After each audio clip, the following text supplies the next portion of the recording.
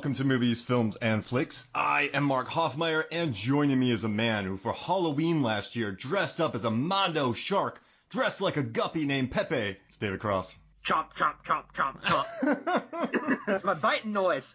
Now, a lot of people aren't going to know this, but you and I actually wanted to do this podcast a couple years ago in 2017, and you brought me out to Cincinnati. Because, you know, we, of course, met in grad school in, 2009, 2010, and we've been talking about doing this for a long time. So we're in Cincinnati, and you wanted the both of us to go down the Devil's Backbone. Yeah. Well, we had to be careful. Yeah, but we had to walk parts of it at a chunk. We couldn't do the whole thing. But we both ended up in the hospital. Yeah, I broke my ankles. We went in the first 50 feet. Yeah, it's crazy. It's a reason called Devil's Backbone. I got hit by a semi. I don't know how they went down it. Yeah. I mean, I saw a guy walking who fell and broke his nose. Right? Yeah, it's not a thing to screw around with. Like, you walk down, you usually tie off a rope so it's two people, and you send one person down and you switch off because one of you is going to always fall. Yeah. And then at the end, we just crab walked down it. Backwards? I just butt scooted down it. Yeah.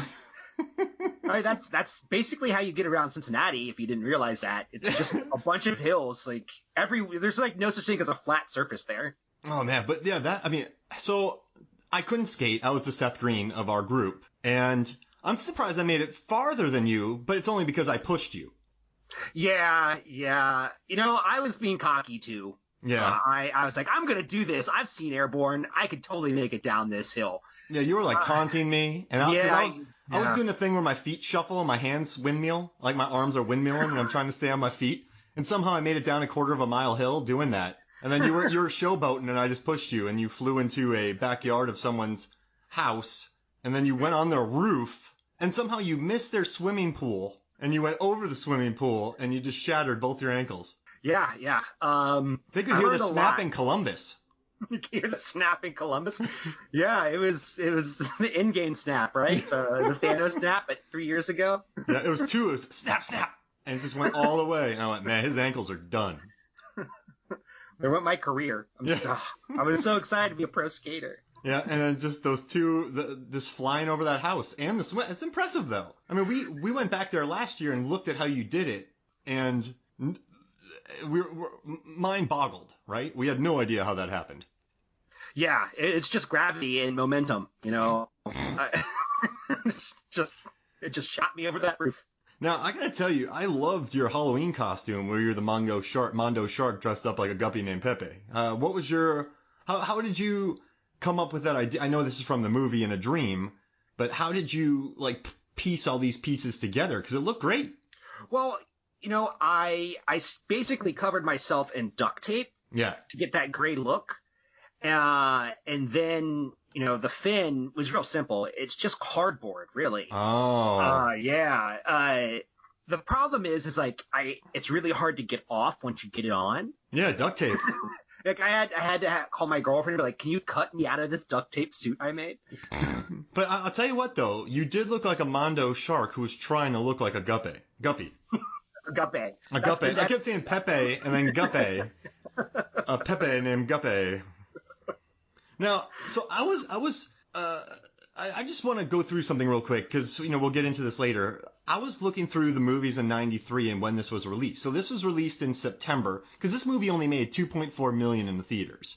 And I was like, what, did this open next to Jurassic Park? But this opened not in the biggest month. I mean, this opened in a month with movies like Fortress, that Christopher Lambert movie, California, which wasn't a hit, True Romance wasn't a hit, you know, Striking Distance wasn't a hit, Dazed and Confused wasn't a hit, Good Son wasn't a hit, The Program wasn't a hit.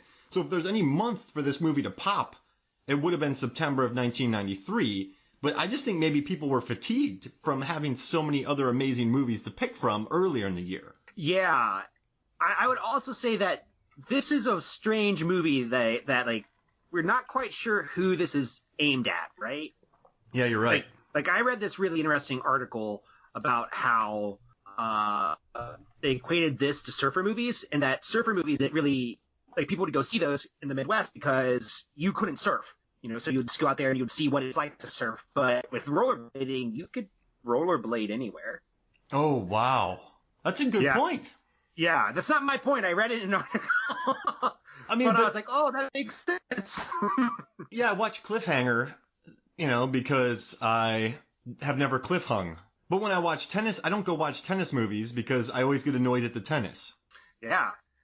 I mean, I guess that's kind of it. Like, it's a really good point that the people that would want to see this movie are out rollerblading, I would say. So they're not like lining up to go see this. Wow. And also, the amount of sports movies that came out in 93? Sandlot, right? Surf Ninjas, which is technically a sports movie. Cool Runnings, right? The Program, Rudy, Sidekicks, Best of the Best 2, Rookie of the Year, and then Only the Strong. So you have bobsledding, you have football, you have martial arts, you have baseball, you have surfing and ninjas. This was a big year for, I guess, sport movies. I've seen every one of those films. That's insane. Only the Strong, man. Jeez Louise. But Rookie of the Year. But I tell you what, though. What I loved about Airborne is it kind of brought me back to a time in the 90s with like Sandlot, Surf Ninjas, Rookie of the Year, these kind of films where Dazed and Confused, where kids who were young, 16-year-olds, 12-year-olds, 18-year-olds, 14-year-olds, whatever, any teens, they were out and about. They were outside. They were building boats. They were doing insane stunts down hills. They were playing baseball. They were dealing with dogs. They were sidekicks. They were engaged in martial arts. They were learning capoeira. This was the time when teenagers or kids in general were outside, right? Yeah. So I have very strong memories of having a Sega, and all I wanted to do was play Sega, play Street Fighter.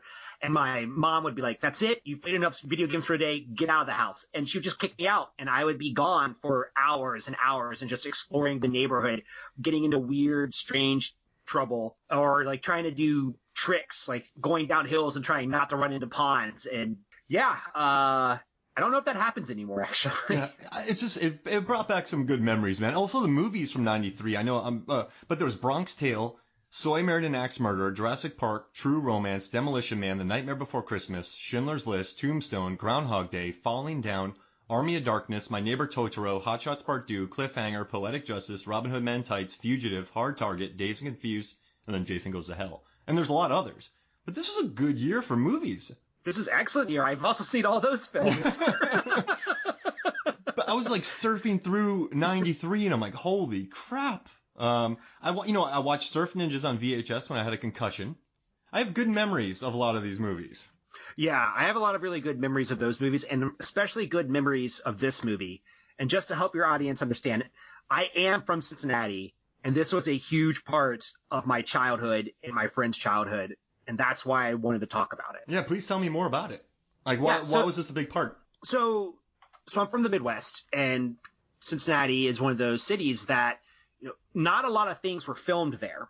And we always were like, well, we want to be cool. We want to be awesome. And then a movie was shot in Cincinnati and we could see the locations. So we were like, oh, we could pretend to be these people. We could pretend to be part of Airborne and really get behind something. We're just excited to see our city getting some love.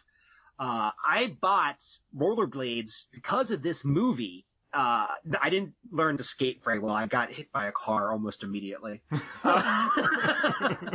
But we loved it, and it was on HBO, and we had it on VHS, and we would watch it because how often would you see your hometown in a movie prominently? Yeah, I mean, I never had a movie film in Hudson, Florida. Yeah. So, okay. There you go. Like the closest I got, right, was when we had Cocoon near us in Florida. When we were in Tallahassee, we knew Creature from the Black Lagoon filmed in Wakulla, and we didn't I didn't have to. Oh wait. The Punisher filmed in Tampa. That was huge news for us. The remake or the first one? The Thomas Jane. And I was a St. Pete guy. I wasn't like a Tampa guy because that was like a different world back then for me. But I remember just going, man, Punisher is so close to me. So just I bet to see the sets, see where they filmed was pretty awesome, right? Yeah, I mean, I didn't get to see them. I was too young at this time. Okay. But during like the late 90s, or late 80s, early 90s, there was like this push to make Cincinnati a hub for film in the Midwest, in that sort of region of the country. And so there were a couple movies that were filmed there, like Rain Man. There was a movie that took place in Cincinnati, Little Man Tate. Traffic in 2000 took place partially in Cincinnati. So there was this feeling that, Cincinnati is going to make it big. We're going to really like grow and be like a prominent city in film. And to me, it feels like the city was trying to recapture its heyday of the Queen City, when it was what was that, 1800s? Yeah. Or like trying to recapture its place in the United States, and film was going to be that. Unfortunately, it didn't really pan out. There's a couple movies that are filmed there every now and then, but at that time, it was like everyone was rooting for Cincinnati, especially if you were from the city. We were so excited for it. I mean, it had a nice skyline. That shot where Nikki and the star, where's his name? Mitchell. When they're Mitchell. When they're kind of standing by the water, the skyline looked really nice in Cincinnati. Cincinnati has a really nice skyline. So I read a bunch of reviews about this movie from people from Cincinnati, and they're all like, it shows off Cincinnati. We're really excited about it. Like, makes the city look gorgeous. And there are like parts of this film that really do a really good job. But then I was thinking about it, and I was like, oh man, Cincinnati's really gray. Yeah. It was just like everything's like concrete and gray, and I was like, does it really make Cincinnati look good? It's like I don't think it does. Yeah. That's interesting. And I guess I have a question. Because I've only worked in Columbus several times, but it's probably really green once you get outside of Cincinnati, correct? So you could go out and film some. Is it kind of like decent amount of wooded area outside of Cincinnati, or is it just very concrete, very industrial? There's a plenty of greenery. Yeah. There's also a ton of farms from like. Oh yeah. From going to Cincinnati to Columbus is just nothing but flat soy. Got it. There's Devil's Backbone, which is like the most it's like crazy hill ever. Then there's Angel's Backbone, which is I-71, completely flat, straight. Got it. So it's like driving through, like, I have a lot of family in Iowa. When I drive through, it's just straight and nothing but corn, soy, and then houses with windbreaks surrounding, right? Nothing but boring. Yeah. You're just like, I hope I don't fall asleep. Or you put it on cruise control and risk it. But this movie, so, I remembered nothing about it. And I feel like when I was a kid, I saw this movie probably 30 times, right? But I don't think I ever watched the first hour and 15 minutes. No, I never watched the first hour and 10 minutes, ever. I always watched what happened after 1 hour and 12 minutes on. I don't remember the hockey. I don't remember the anything. I don't remember the skating around the Arboretum, I guess? Is that like the Conservatory. Yeah, conservatory. Conservatory. So like I just remember the awesome downhill skating. That's all I remember from it. I remembered nothing. It was like fate. Whenever I turned it on, the scene was on. I'm like, give me 18 minutes, guys. I gotta watch this scene. Did you watch the whole movie all the way through, or you just do the skating bits? So I had seen the whole movie through many times, but nothing ever stuck with me other than the skating bits. And then, like the normal things like, this isn't really true to Cincinnati, but the skating scene, let's just get this out of the way. That skating scene is phenomenal. Like, it is so good for basically like a made-for-TV movie. I mean, all right, so this chase, I feel like there is most importantly about this chase is it makes narrative sense to me. I mean, I don't know where the hills are, but I don't know how Mitchell knows exactly where he's going because he's never done it before. And there's no one telling him where to go. But other than that, there's a sense of speed to it, and there's a sense of danger. Like that kid falls underneath the car, they have to go under the semi. These kids are huffing and puffing, they're extremely tired. Like it captures speed and danger really well. And when you're watching this movie when you're 13, 14,